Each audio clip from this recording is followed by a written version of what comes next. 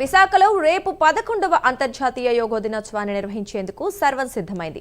యోగా కార్యక్రమానికి విశాఖ బీచ్ రోడ్లో ఏర్పాట్లు చేశారు. సాయంత్రం విశాఖకు ప్రధాని Modi, CM Chandrababu, deputy CM Pawan Kalyan చేరుకోనున్నారు. రేపు ఉదయం 5 గంటల నుంచి 8 గంటల వరకు విశాఖ ఆర్కే బీచ్లో 5 లక్షల మందితో యోగా కార్యక్రమం నిర్వహించనున్నారు. యోగా వేదిక వద్ద 326 కంపార్ట్మెంట్లు ఏర్పాట్లు చేశారు. యోగాలో పాల్గొనే వారికి యోగా మ్యాట్, టీ-షర్ట్ పంపిణీ చేస్తారు. అలాగే రాష్ట్ర వ్యాప్తంగా 2 కోట్ల మంది యోగా చేసేలా ఏర్పాట్లు చేశారు.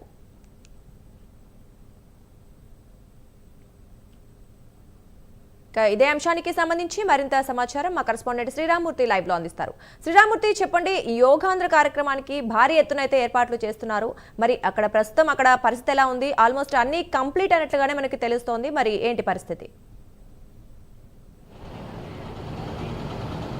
దుర్గా, ఏదైతే విశాఖ బీచ్లో ఒక అంగరంగ వైభవంగా యోగేంద్ర కార్యక్రమం అంటే రేపు అంతర్జాతీయ యోగా దినోత్సవాన్ని అత్యంత వైభవంగా నిర్వహించడానికి రాష్ట్ర ప్రభుత్వం తరఫున ఏర్పాట్లన్నీ కూడా పూర్తి కావచ్చాయి, చివరి దశకు చేరుకున్నాయి. ఇక్కడ ఏదైతే 326 కంపార్ట్మెంట్లో ఏదైతే కాళీమాత ఆలయం నుంచి భీమిలి వరకు కూడా బీచ్ రోడ్లో ఒకవైపు సముద్రం అలలు, సాగర తీరం కనిపిస్తూ ఉంటుంది. మరోవైపు చూసినట్లయితే ఇక్కడ రోడ్డుకి ఇరువైపులా కంపార్ట్మెంట్లో ఉండి ఇక్కడ యోగా చేసుకునేందుకు వీలుగా ప్రధాని Modi, CM Chandrababu, deputy CM Pawan Kalyan ఒక వేదిక కూడా ఇక్కడ బ్రహ్మాండంగా ఏర్పాటు చేసిన పరిస్థితి ఉంది. ఇక్కడ నుంచి చూసినట్లయితే దాదాపు 26 కిలోమీటర్ల పొడవునా కూడా ఈ యోగా కార్యక్రమాలకి 326 కంపార్ట్మెంట్లు ఏర్పాటు చేశారు. ఒక్కొక్క కంపార్ట్మెంట్లో దాదాపుగా చూసినట్లయితే 1000 మంది కూర్చునే విధంగా ప్లాన్ చేశారు. వారికి ఒక మ్యాటు, అలాగే టీ-షర్ట్ కూడా, యోగాంధ్ర టీ-షర్ట్ కూడా అందజేయనున్నారు. అయితే ఇక్కడ చూసినట్లయితే ఏర్పాట్లన్నీ కూడా పూర్తి కావచ్చాయి. ఇప్పటికే గ్రీన్ మ్యాట్ ఏర్పాటు చేశారు. గ్రీన్ మ్యాట్లో మనం చూస్తున్నాం, ఎంత దూరం చూసినా కానీ ఇప్పుడు ఈ కంపార్ట్మెంట్లు ఏర్పాటు చేసిన పరిస్థితి ఇక్కడ కనిపిస్తూ ఉంది. మొత్తం ఒక ఏబీసీ కింద విభజించి ఒక 326 కంపార్ట్మెంట్లు అంటే ఏ నుంచి జెడ్ వరకు కూడా కొన్ని విభాగాలుగా విభజించారు. ఒక ఏ 1, 2, 3, 4 అని అట్లాగా కంపార్ట్మెంట్లు విభజించారు.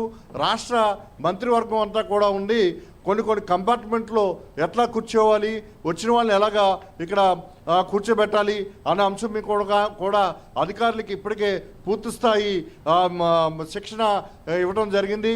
అలాగే యోగాలో ఇప్పటికే శిక్షణ పొందిన యోగా గురువుల చేత కూడా ఏ విధంగా ఎక్కడెక్కడ ఈ సిట్టింగ్ ఉండాలి అనేది కూడా పరిశీలన అధ్యయనం చేసి దాని ప్రకారం ఇక్కడ ఏర్పాట్లు చేస్తున్నారు. మనం చూస్తున్నాం, ప్రధానమంత్రి ఇక్కడికి సాయంత్రం 6 గంటలకు రాబోతున్నారు. రేపు ఉదయం 6 గంటలకి ఈ యోగా వేదిక దగ్గరికి చేరుకుంటారు. సాయంత్రం ప్రధానమంత్రిని ఇక్కడ రిసీవ్ చేసుకోవడానికి ముందుగా ముఖ్యమంత్రి చంద్రబాబు నాయుడు, డిప్యూటీ సీఎం పవన్ కళ్యాణ్ కూడా ఇక్కడ చేరుకుంటారు. ప్రధానమంత్రి మోదీ సాయంత్రం ఇక్కడికి చేరుకున్న తర్వాత ఈస్టర్న్ కమాండర్ అతిథి గృహంలో బస చేస్తారు. అలాగే సీఎం ఆంధ్ర యూనివర్సిటీ అది కలెక్టరేట్లో ప్రత్యేక అతిథి గృహంలో బస చేస్తున్నారు. అలాగే పవన్ కళ్యాణ్ కూడా విశాఖలోనే రాత్రికి బస చేస్తారు. అదే తెల్లవారుజామున 3 గంటల నుంచే యోగా కార్యక్రమానికి సంబంధించి ఇక్కడ ఈ కంపార్ట్మెంట్లో యోగా చేసే జనం అందరూ కూర్చునే విధంగా వివిధ ప్రాంతాల నుంచి దాదాపు 10,000 బస్సులు ఇక్కడికి చేరుకొని ఉన్నాయి. ఆ బస్సుల నుంచి వచ్చిన వారు వచ్చినట్టుగా అంటే బస్సుల్లోనే ఏ కంపార్ట్మెంట్లో ఎవరు కూర్చోవాలి, ఆ బస్సు ఎక్కడికి వెళ్ళాలి, ఆ బస్సులోనే వారికి సంబంధించిన కంపార్ట్మెంట్ నెంబరు, అలాగే వాళ్ళకి టీ-షర్ట్లు అవి కూడా అందిస్తారు. అలాగే ఓ మ్యాట్ కూడా అందిస్తారు. ఆ బస్సు నేరుగా ఆ కంపార్ట్మెంట్ ఉన్న చోటకే వెళ్ళి ఆ వారిని దింపుతుంది. ఆ విధంగా కొంతమందికి మంత్రులకు కూడా బాధ్యతలు అప్పగించిన పరిస్థితి ఉంది. మొత్తం చూసినట్లయితే విశాఖ పట్టణం అంతా కూడా ప్రధాని మోడీ ఇక్కడికి చేరుకుంటున్న నేపథ్యంలో ఈ మొత్తం ఇప్పటి నుంచి కూడా పోలీసు బందోబస్తు మొత్తం ముమ్మరం చేశారు. మొత్తం భద్రతా వలయంలో విశాఖపట్నం ఉందని చెప్పచ్చు. ఎక్కడే ట్రాఫిక్ని కూడా డైవర్ట్ చేశారు. ఎలాంటి ట్రాఫిక్ ఇబ్బందులు లేకుండా, ప్రజలకు ఇబ్బంది లేకుండా, అలాగే ఏదైతే బీచ్ రోడ్లో నిర్వహించే ట్రాఫిక్ని ఏదైతే ఉందో ఆ ట్రాఫిక్ని కూడా పూర్తిగా డైవర్ట్ చేశారు. ఈ రోజు నుంచి కూడా ట్రాఫిక్ని పూర్తి స్థాయిలో డైవర్ట్ చేసిన పరిస్థితి. ఇప్పటికే ఈ బీచ్ తీరానికి ఎవరిని పర్యాటకులు కానీ మామూలు సాధారణ ప్రజలను కూడా అనుమతించట్లేదు. ఎందుకంటే ఇక్కడ ఏర్పాట్లు చివరి దశకి వచ్చినాయి.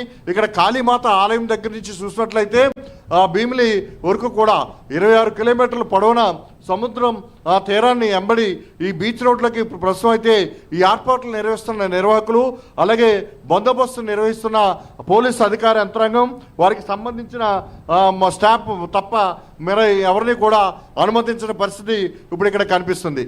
మనం చూస్తున్న ఓవైపు సాగర సోయగాలు కనిపిస్తూ ఉన్నాయి, మరోవైపు బీచ్ రోడ్లో ఈ కంపార్ట్మెంట్లో రేపు యోగా నిర్వహించడానికి ఏర్పాట్లన్నీ జరుగుతున్నాయి. అయితే ఇసుక తిన్నెల మీద కూడా, అంటే బీచ్ రోడ్డుకి సముద్రానికి మధ్య ఉన్న బీచ్లో ఇసుక మీద కూడా ఇప్పుడు ఈ యోగా చేసే వారిని కూర్చోబెట్టడానికి కూడా ఇప్పుడు తాజాగా నిర్ణయం తీసుకుని ఏర్పాట్లు చేస్తున్నారు.